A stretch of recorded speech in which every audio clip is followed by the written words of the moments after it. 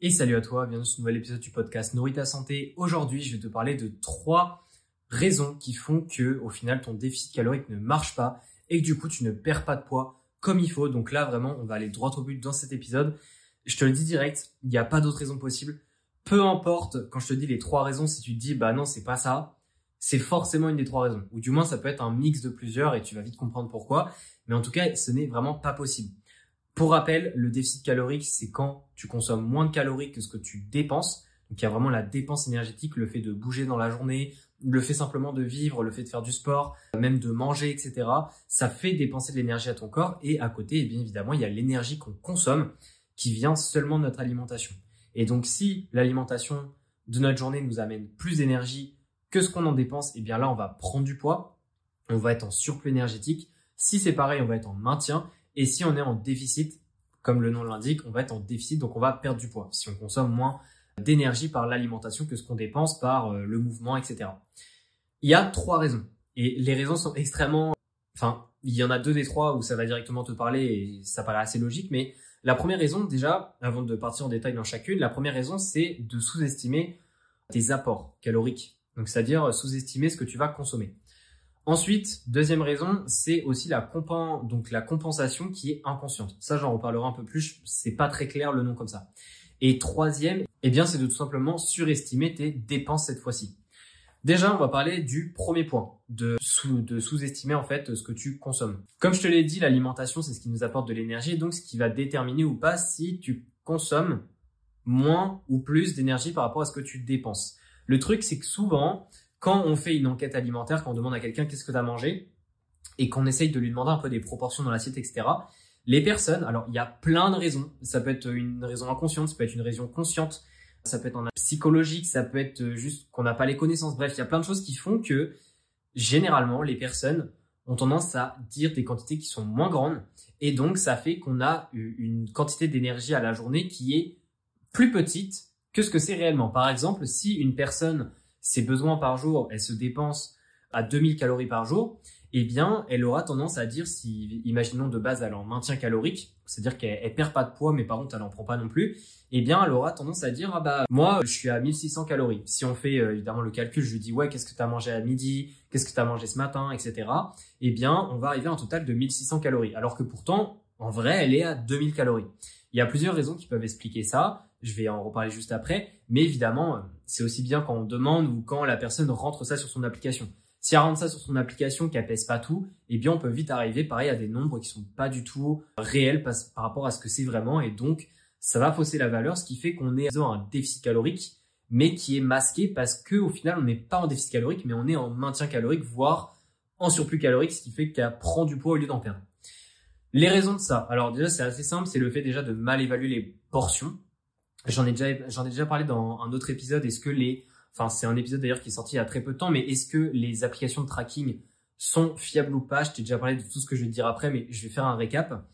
Déjà, la première chose, c'est que tu estimes très mal les portions, c'est-à-dire que tu te dis, OK, il y a 200 grammes de riz dans mon assiette, alors que ça se trouve, il y en a 300 grammes. Alors tu te dis, OK, j'ai mis une cuillère à soupe d'huile, alors qu'en fait, t'en as mis 2 en équivalent. Bref, il y a plein de choses qui font que tu rentres des données qui sont plus faibles que ce que c'est réellement sur ton application de comptage.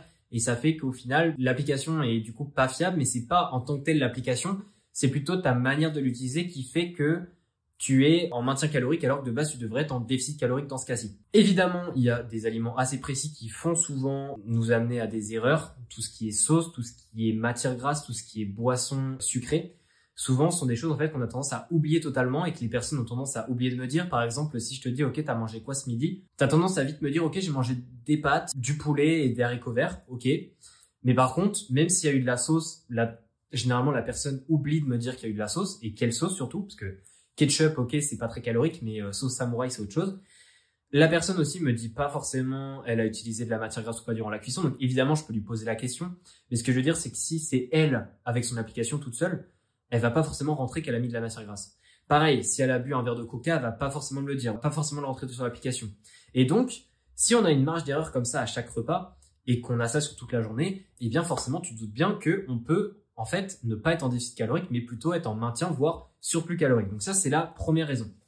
La deuxième raison, comme je te dis, c'est une compensation, ce qu'on appelle inconsciente. Ça, tu vas vite comprendre ce que c'est. C'est en fait le fait, par exemple, toute la semaine, bah tu te dis, ok, je suis en déficit calorique, je fonctionne bien, non, je suis vraiment en déficit calorique. Et cette fois-ci, là, dans cet exemple que je te dis, elle est vraiment en déficit calorique. Genre là, il n'y a pas de sous-estimation des apports. Là, elle est vraiment en déficit calorique. Mais ce qui se passe, c'est que le week-end, je sais pas, elle a envie d'être un peu plus chill avec sa famille, etc. Et ne compte pas le week-end. Ok, pourquoi pas, c'est une stratégie. Mais du coup, elle a tendance, on va dire, manger totalement différemment. Ce qui fait qu'au final, elle mange tellement le week-end par rapport à ce qu'elle devrait manger que le déficit calorique qu'elle crée sur les 5 jours de la semaine, eh bien, ils sont totalement rattrapés par le week-end. C'est-à-dire que, imaginons, elle est en déficit calorique de 300 calories les 5 jours de la semaine, donc elle a un déficit calorique total de 1500 calories, pardon. Mais par contre, le week-end, elle est à un surplus calorique de 800 calories par jour. Autrement dit, eh bien, elle est à plus 100 calories à la semaine. Et donc, elle n'est pas en déficit calorique. Qu'est-ce qui s'est passé? Eh bien, même si toute la semaine, elle fait les choses correctement, si le week-end, on va dire, il y a du débordement ou du moins c'est mal géré par rapport à l'objectif actuel, eh bien, ça peut très vite annuler totalement les efforts faits de la semaine. Donc ça, c'est une erreur assez courante, mais qu'il faut quand même garder en tête. Et donc, c'est ce que j'appelle, moi, une compensation inconsciente. Parce que généralement, évidemment, c'est pas fait consciemment. Ça paraît logique. Mais ça reste quand même une compensation qui fait que tes efforts de la semaine, on va dire, n'ont servi à rien, en quelque sorte. Alors pour moi, ça sert pas à rien parce que ça te crée quand même l'habitude de te donner pour ton objectif. Mais du coup, il faut forcément ajuster ton week-end derrière. Parce que si tu te lâches complètement le week-end, forcément que ça peut venir annuler en fait le déficit que tu as créé et donc annuler, on va dire, tes efforts faits en tout cas cette semaine-là. Donc ça, c'est la deuxième raison. La troisième raison, c'est de surestimer tes dépenses.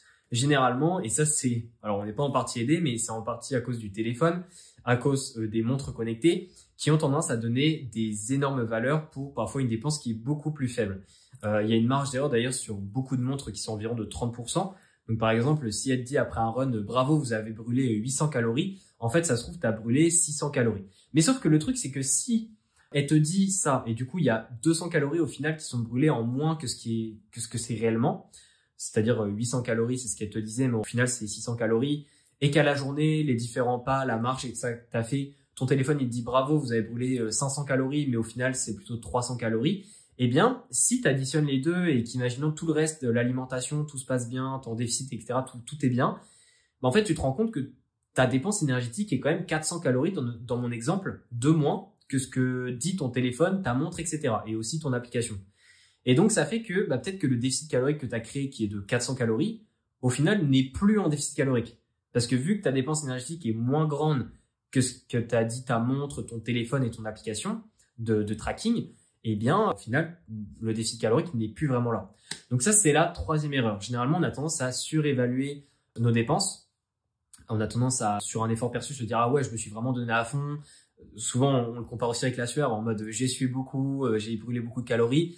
Malheureusement, c'est pas forcément comme ça que ça marche. C'est un peu plus compliqué. Ça dépend de beaucoup de choses. Donc ça, c'était la troisième chose. Évidemment, il est très probable que toi, ça soit un mélange de ces choses-là. Si ton déficit actuel ne marche pas, peut-être que tu fais pas de compensation inconsciente. Ça, il y a des personnes qui le font beaucoup, il y a des personnes qui le font pas du tout. Mais en tout cas, généralement, il y a quand même un mix entre la 1 et la 3. C'est-à-dire, il y a toujours un peu une sous-estimation de ce que tu manges et une surestimation des dépenses. Et du coup, quand tu fais un mix des deux, même si c'est un petit peu pour chaque, ça fait qu'additionner, ça fait quelque chose de modéré et ça suffit pour te faire stagner. Donc, que tu gagnes du poids à l'heure actuelle ou alors que tu es en stagnation de poids, alors que tu as un objectif de perte de poids, je t'invite vraiment à revoir un peu tout ce qu'on a parlé dans cet épisode et à essayer en fait de déchiffrer qu'est-ce qui ne pourrait, enfin, qu'est-ce qu'au final ne marche pas. Donc voilà, c'est vraiment ce que je te conseille. Je pense que là où on a le plus d'action, c'est le point 1, parce que les aliments, c'est assez facile dès que tu commences à peser juste une journée pour voir, etc. C'est vraiment facile d'avoir des données très très fiables. La dépense énergétique, c'est un peu plus compliqué parce que évidemment, sans instruments comme le téléphone, la montre, etc., on peut pas forcément avoir des données. Enfin, ça se fait pas du calcul de tête comme ça. Et vu que ces outils, donc la montre, téléphone et autres, ont une marge d'erreur, forcément, c'est plus compliqué d'avoir une idée réelle. Mais globalement, si tu as juste l'alimentation, mais qu'à un moment donné, tu sens que c'est chaud de manger moins d'alimentation, ce que tu peux faire, c'est toujours augmenter tes pas dans la journée. Dans tous les cas, plus tu marches et plus tu vas dépenser en énergie. Ça, pour tout le monde, c'est le cas. Il y a aucun moment où quand tu marches plus, tu dépenses moins. Ça n'existe pas. Donc, ça reste une solution. Je t'invite quand même à garder un œil sur le deuxième point. Parfois, ça peut être assez caché dans le sens où il y a certaines personnes qui ne mangent pas en quantité pure plus le week-end, mais le fait qu'elles mangent des aliments différents, qu'elles font pas les mêmes choix alimentaires, peuvent faire que elles mangent des aliments à une plus grosse densité énergétique le week-end, ce qui fait qu'au final, elles mangent quand même plus en termes énergétiques dans le week-end par rapport à la semaine, même si en termes de quantité pure, il n'y a pas de différence. Donc voilà un petit peu ce que je voulais te dire dans cet épisode. Je pense que j'ai rien d'autre à dire. J'espère que ça t'a plu, que ça t'a peut-être donné des idées sur ce qui ne pourrait ne pas fonctionner pour toi actuellement. N'hésite pas évidemment si tu as des questions, même s'il y a quelque chose où tu as un doute, tu te dis « Ah ouais, c'est peut-être ça, mais je suis pas sûr ». N'hésite pas à me poser la question, c'est avec plaisir si je peux t'aider et essayer de te confirmer ou pas quelque chose. Et puis sinon, on se dit à la prochaine. Encore une fois, si tu veux noter le podcast, c'est vraiment un grand merci à toutes les personnes qui le font, qui prennent le temps de noter le podcast pour m'aider, de mettre un 5 étoiles pour m'aider pour le référencement. C'est une grande aide pour tous les efforts que je mets sur le podcast depuis plus de 4 ans maintenant. Et puis on se dit à la prochaine pour un nouvel épisode.